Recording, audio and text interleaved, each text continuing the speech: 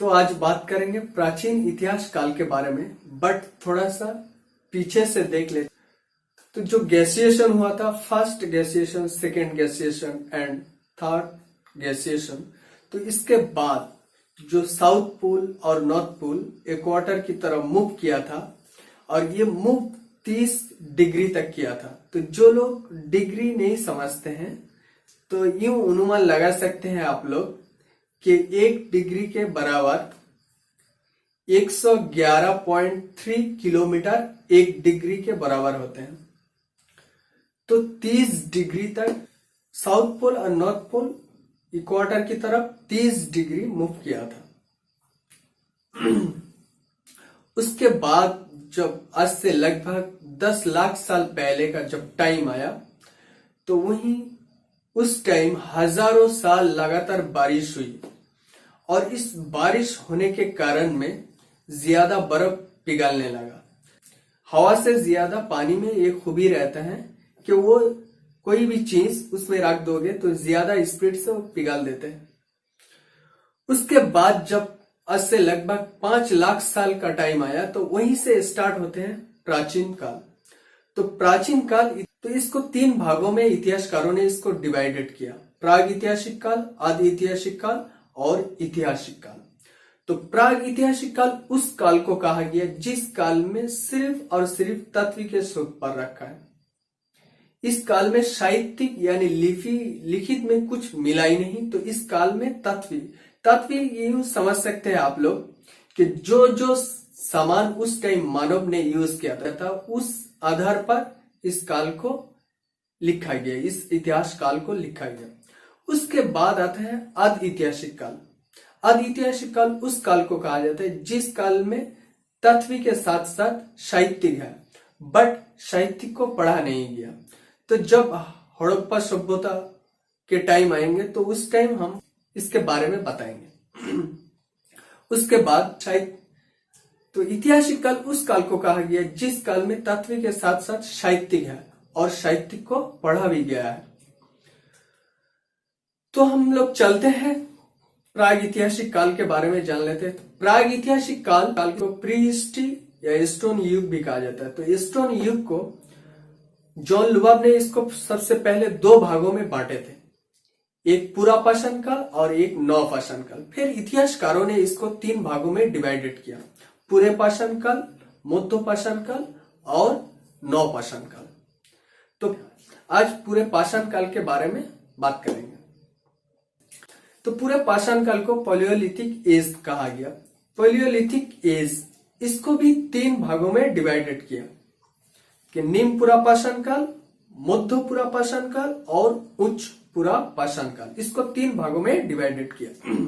तो किस आधार पर इसको डिवाइडेड किया उसको देख लेते हैं। एडवर्ड लाटेड इसको जलवायु परिवर्तन, प्राणी समूह परिवर्तन, जलवायु परिवर्तन, प्राणी समूह परिवर्तन, टेक्निकी परिवर्तन, समाज संगठन परिवर्तन और संस्कृति विकास के आधार पर इसको 3 भागों में डिवाइडेड किया है।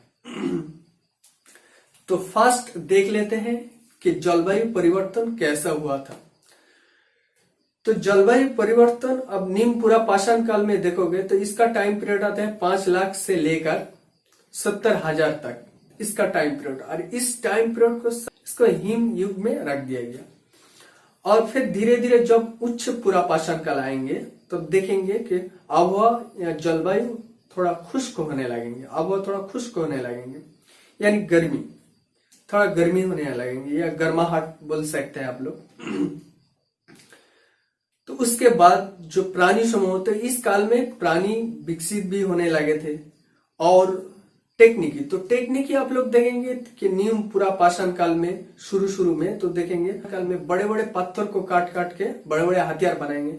फिर धीरे धीरे जब उच्च पुरापाषाण काल आएंगे तो उस टाइम देखेंगे कि उस बड़े पत्थर को काट के उसको छोटे छोटे टुकड़े बनाएंगे और फिर उससे हथियार बनाएंगे, छोटे छोटे हथियार बनाएंगे।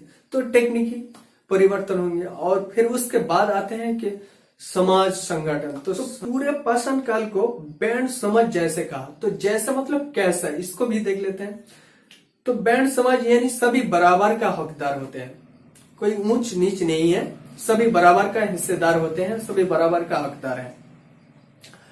और इस काल में देखेंगे फिर धीरे धीरे जब लोगों का संख्या ज्यादा होने लगेंगे और हर चीज पे उत्पन्न ज्यादा होने लगेंगे, तो देखेंगे दूसरे को दबा करके एक लीडर यानी एक सरदार खड़ा होंगे, जिसको इंग्लिश में इसको कहा गया चीफ डॉन भी कहा गया।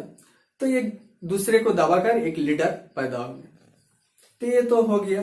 अब चलते हैं इन लोग कैसे जिंदगी गुजारता था उस टाइम, किस तरह ये लोग जिंदगी गुजारता था उसके बारे में देख लेते हैं।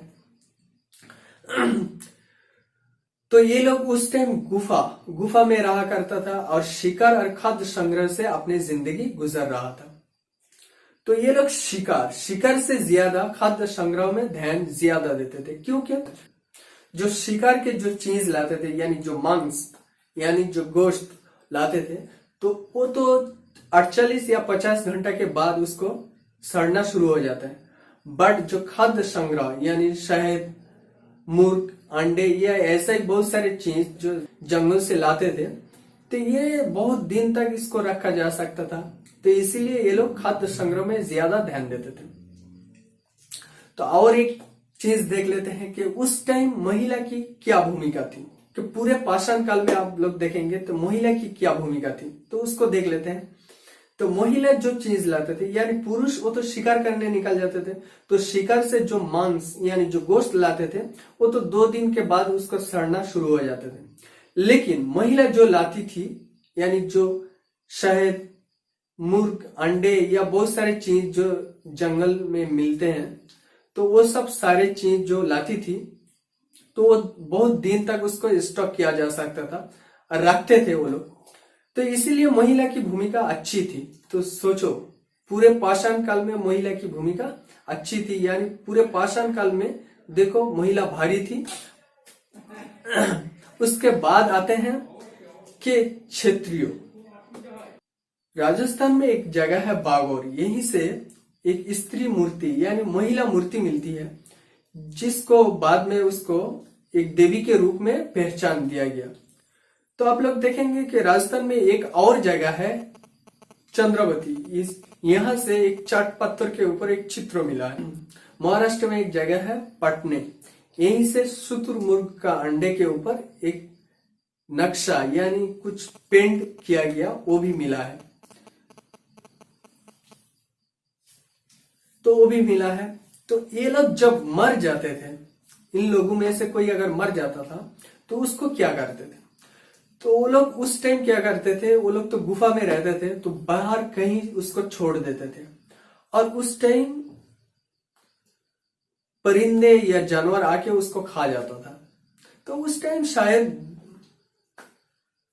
जलाना या ऐसा ही दाफन करना या जलाना जैसे सिस्टम स्टार्ट नहीं हुआ था। तो फिर धीरे धीरे जब आप लोग नवपाषाण काल पढ़ेंगे, फिर उसके बाद जब धीरे धीरे इसको दाफन या जलाने का सिस्टम आएंगे, बाद में उसको देख लेंगे।